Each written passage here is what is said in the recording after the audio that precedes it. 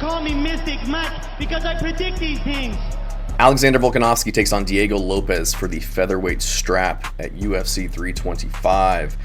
This is a rematch from their first meeting, which was back in April of 2025, that Volkanovski won by decision. Since then, Diego Lopes has taken on Gene Silva, got the second round KO in a very fun fight, back and forth for the most part, very exciting. Diego Lopes ended up getting the KO in the second round, and Volkanovski hasn't fought anybody since then. So turned right back around to fight the same guy a little under a year later.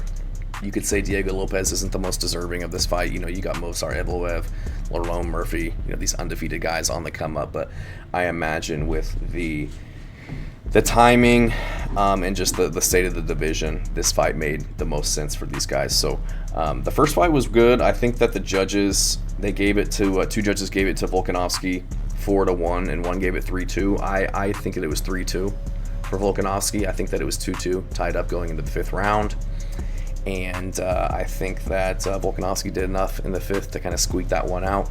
I think that Diego Lopes won rounds 2 and 4.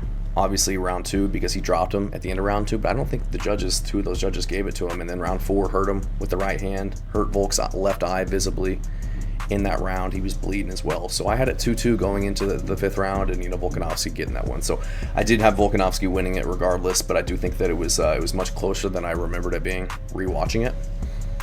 And I just think Volkanovski's probably going to come in with the same game plan. He did a really good job of feinting his way into the pocket, using his footwork, using his lateral movement to kind of keep Diego Lopes guessing, was mixing his kicks really well, working behind his jab, would level change to kind of disrupt the momentum of Diego Lopes. Whenever he started to get off some strikes or land some combinations or started to get a little confident, he would shoot a takedown, look to just kind of thwart his momentum and the pressure that he was having. And he had success with that in the first round. Had a pretty dominant first round, get him to the ground, did some ground and pound, was hitting him some big strikes. And Volk does a really good job with managing the distance and utilizing his reach. He's got a crazy reach for his frame. He's only 5'6", but he has like a 71.5 inch reach, and Diego Lopes has a 72.5 inch reach. So he's going to have a 1 inch reach advantage, but he's also like 5 inches taller. So Volkanovski is one of those guys who's shorter, stockier for the division, but he does a really good job of managing the distance, having a good reach relative to the other guys, and being able to counter on the back foot, being the smaller guy. But regardless of the outcome, I think that Diego did have a really good performance. I think that he had some solid moments in that fight. He was having some success on the feet, and I think with a few tweaks to his game plan, a few changes here and there, I think that he can win this fight. He dropped Volk in round 2, like I said. He was having success as the fight went on. Volk was wearing much more damage than Diego was. He was cut up under the eye. Obviously he hurt his eye in round 4. So I think that Diego Lopes, he knows that he can hurt him. He knows that he can touch him, and I think that he has the power advantage in this one.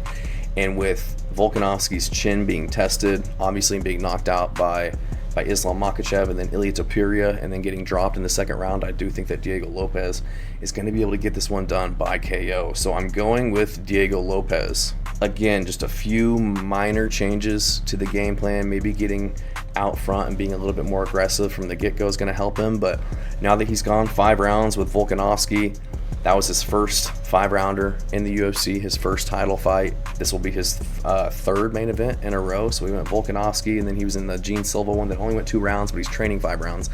And now he's training again for 5 rounds against a guy that he's already been 5 rounds with. So not going to have the adrenaline dump, not going to be starstruck in there in his first title fight. I think that he's going to have a little bit of his nerves back in check, be able to come out and really start getting to work and implementing his game plan off the rip. So I think that in this fight, he's going to have to make it chaotic, fight fast, be much more aggressive than he was in the past. I think that towards the beginning of the fight, especially in the first round, he was just looking to kind of be technical with Volkanovski, and I just don't think that's the best game plan for him. I think that he needs to be a little bit more aggressive, take a few more chances, and really get in the grill of Alexander Volkanovski and make him fight in a phone booth. I think that Diego Lopes, I think he's got the better chin.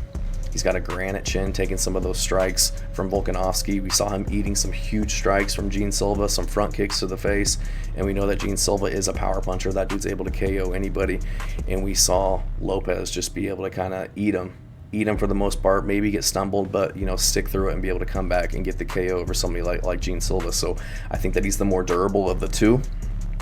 And I think that he's going to take advantage of that durability and really test the chin of Volkanovski going into this one. Just knowing that he can take the strikes from Volkanovski, he ate him in the last time. I think that he's going to have a lot more confidence kind of wading into the fire, similar to what he did versus Silva, and just kind of capitalizing on the moments during these firefights that he has. So Diego Lopes is going to be younger, 6 years younger, 31 years old, still in his prime. I think that he'll, again, get started sooner, get on the gas, knowing that he can push 5 hard rounds, mix in his own takedowns as well. Diego Lopes, he didn't really do a lot of grappling in that fight or even really threaten it against Volkanovski. It was pretty much a completely a stand-up fight from his perspective. Obviously, Alexander Volkanovski was shooting takedowns, but Diego Lopes is an elite jiu-jitsu black belt. He's got really good jiu-jitsu. He's got really good wrestling.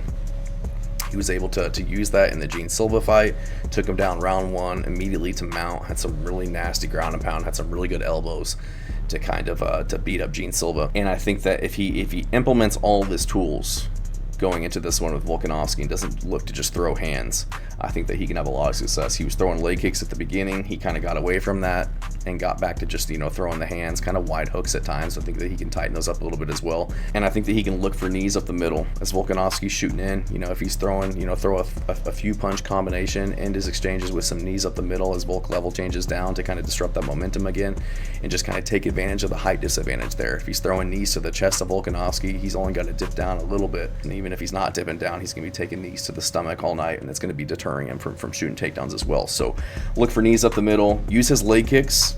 He was doing some damage to Volk's legs in that fight. We saw him utilize those in the Gene Silva fight, and Gene Silva's legs started to swell up and mark up immediately, even in round 1. So I think he needs to implement those a little bit more, take away the lateral movement of Volkanovski, not allow him to be, using his feints, his in and out movement, take a little bit of the explosivity off of his strikes.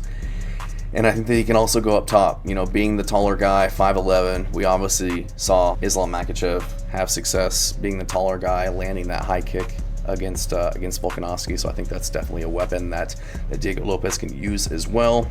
And even if it's not landing, keeping Volkanovski guessing, keeping his hands pinned to his head, and damaging those arms as well, so that he doesn't have, as much oomph in his punches. Another thing I think that Diego Lopes can do is he was eating a lot of jabs, and sometimes I feel like he does rely on his chin a little bit too much in terms of leaving himself open, not focusing on his defense or his head movement. And although he can take the shots, those do add up in the judges' eyes in terms of the scorecards. So I think he needs to be a little bit more defensively responsible, move his head a little bit more, not try to punch in the head as much, and look to use his footwork, his head movement, do a better job of cutting off the cage of Volkanovski. I feel like at times he's just kind of following him around the cage as Volk's on the back foot, utilizing his, elite footwork. So, and then also, obviously, I think that he needs to take advantage of the fact that Volkanovski likes to move straight back. His chin will come up in the air at times. We've seen him get caught in the past doing that as well. And I think that's what Diego Lopes needs to look for. Put Volk on his heels, not allow him to be the one pushing forward, not allow him to be the one pushing the pace, looking for takedowns, looking for big shots, and look to find that kill shot, because we know that Diego Lopes has it. He's shown it in the past, and he's shown that he has an ability to hit, to knock down Volkanovski and hurt him in their last fight too. So I'm going to go with Diego Lopes in this one. I don't know what the odds are. I haven't looked. Odds aren't up yet, at least not on Tapology. So I imagine, I don't know. I feel like he was the favorite last time. What was he?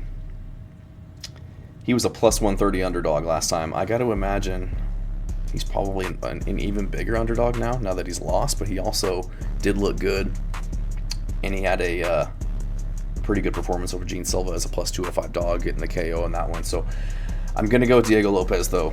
I think that he's got the skills to be champion. I think he's got the ability to get Alexander Volkanovski out of there. I think he's got the power advantage. I think that he's the bigger guy, obviously the younger guy. And we've also seen Volkanovski getting weird scrambles and trouble on the ground against like the Brian Ortegas, getting caught in deep chokes, being able to find his way out of it. But I think somebody like Diego Lopes has the ability to finish in those sequences. So I feel like Lopes, he just has more ways to win as well. I think he can finish him on the feet. He can win a decision. He can get him to the ground, submit him, beat him up with ground and pound, find a TKO there like he almost did against Gene Silva. So I just think the odds are in favor of Diego Lopes, just with his skill set and his frame, his size for the division, big for the division, and he's also going to be the much younger guy, still in his prime. So I'm going to go Diego Lopes. I think he finds the chin of Volkanovski, gets him out of there round 2 or round 3. Thanks.